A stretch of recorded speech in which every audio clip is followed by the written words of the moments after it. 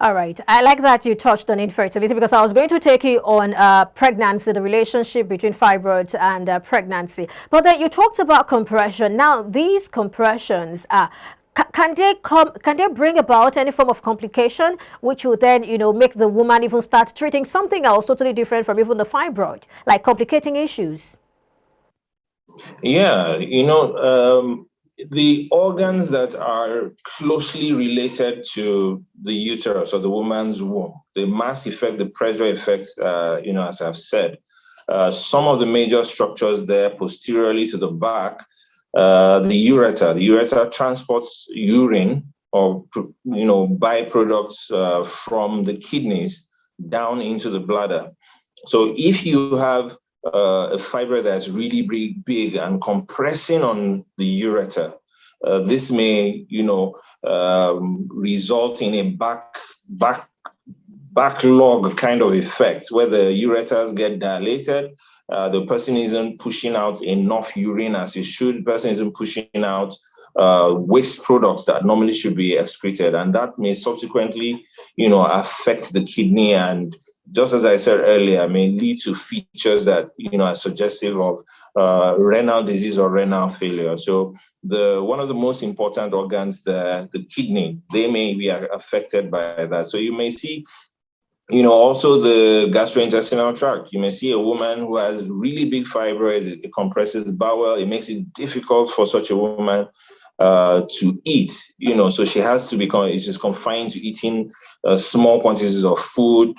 It may result in her losing weight and looking cachectic, you understand? So those are some of the major things in terms of the compression and the effects the huge uterine fibroids can have on the woman. Then if the woman does go ahead to get pregnant, so you notice I was careful in saying fibroids cause infertility.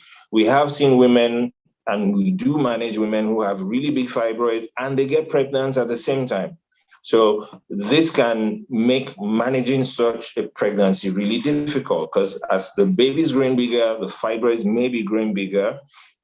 The space for the baby, is a bit confined. Such babies may have things like intrauterine growth restriction. She may have degenerative changes to the fibroid by virtue of the pregnancy, things we call red degeneration. It's associated with a lot of pain. So the woman is at about 20, 21 weeks. She's in a lot of pain, is requiring hospital admission, a lot of analgesics, and it may also predispose the woman to have miscarriage and subsequently lose the pregnancy.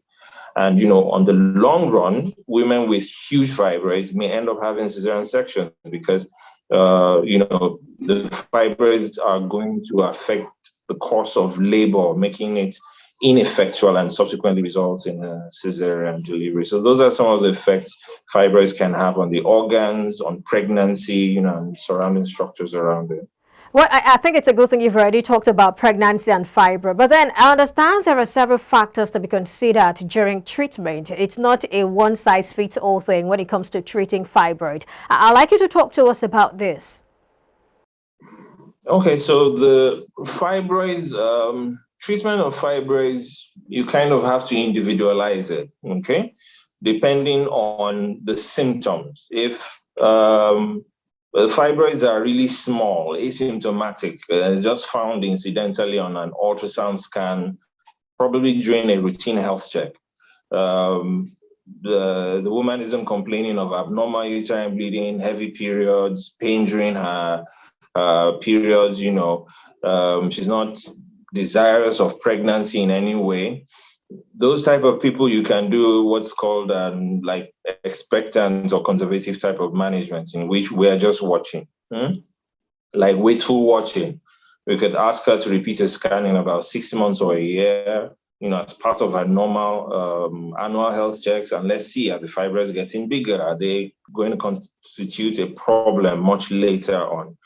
So for really small fibroids, you see 2, 3, 4 centimeters, 1 or 2, no issues whatsoever, incidental, fine, sure, you just wait and watch. But for those that now, are symptomatic, you may have a really small fibroid, a 2, 3, 4 centimeter fibroid that's located directly underneath the endometrium, which I've said is the layer where women menstruate from. And this may cause the woman to have menorrhagia, very heavy menstrual flows, to the point that she may need a blood transfusion. There are options of medical treatment for those type of patients before you finally resort to surgery. Some of the medication could be what I would describe as NSAIDs, non-steroidal anti-inflammatory drugs, antifibrinolytics, drugs that help the blood to clot at the site of bleeding. You also could have hormonal medication, some that suppress menstruation, because if you suppress menstruation, if you suppress ovulation, the woman isn't going to bleed. So the options of medical, drugs can come in, you understand? But these are, sometimes they are temporary measures, because the moment you stop some of those drugs, the symptoms may reoccur. Some of those drugs may shrink the fibroids, but when you do stop those drugs, there's a rebound growth. The fibroids may grow back to their previous size or even bigger, and then you are back to square one. So when we are looking at the medical options, you're looking at the age of the patient, understand the stability of the patient. For women who are approaching menopause, I'm thinking this patient is not fit for surgery. I might want to place the patient on those drugs temporarily, allow her to enter menopause, such that when she enters menopause, all these hormones that promote the growth will reduce, and then symptoms may disappear. Then the option of surgery does exist. If the woman desires it, she's favorably disposed towards having it taken out, she doesn't want to do the medical thing because she still wants to have more children, then yes, the surgical option is there. There are options to the surgery. It can be open surgery, where you do, cuts to the tummy like a cesarean section, or you have what is called minimal access surgery, endoscopy or laparoscopy, where just 1 or 2 ports, like puncture wounds on the tummy, and one is able to do that through those methods. Then there are other methods too. There's what is called uterine artery embolization, where certain pellets are injected through the blood vessels towards the blood vessels of the womb, and it cuts off blood supply to the fibroids. There's also what is called HIFU, which is high intensity focused ultrasound. A beam of ultrasound is directed to the to the fibroid, and it kind of burns the fibroid from within. So there are quite a number of options to the treatment of uterine fibroid. It, however, depends on the individual, what the symptoms are, and what the desires of the patient are. All right. Well, when you talked about surgery, I'd like to know if we can have a reoccurrence, just like sometimes, even after taking the drugs, there can be a reoccurrence if the drugs are stopped. Does surgery put a total end to the growth of fibroids? Well, yes and no. Okay, so let me start by saying this, so you remember I said something about really young women who have fibroids. And, so because their reproductive years are quite long, even if you take out the fibroids via any means of surgery that I have mentioned, there's still a risk it can grow again, because, the patient is going to be exposed to these hormones over the next 10 or 20 years. You can imagine if you do fibroid surgery for a 22, 24-year-old lady. If she still has another, give or take, 15 to 20 years before she enters menopause. So the release of those hormones can cause a reoccurrence. Also, there's the fact that because these things have a chromosomal or genetic component to it, you may have an abnormality whereby person is predisposed to having rapid growing fibroids. All right. The only cure known for uterine fibroids is 100% assured is to remove the entire uterus. And, that's why I've said that managing patients with fibroids, one has to individualize them. For young women who are desirous of pregnancy, It's uterine sparing surgery, a myomectomy. You can do remove the fibroids, leave it, encourage her, go about your regular business, plan to have kids, soon, if it is your desire. And once you are done, if the fibroids do reoccur, then we can offer you a curative surgery, which is removing the entire uterus with the fibroid. All right, thank you so much, doctor. That's a whole lot. Okay, so very quickly, let's wrap up with the prevention. Can it really be prevented? Not really. Not really.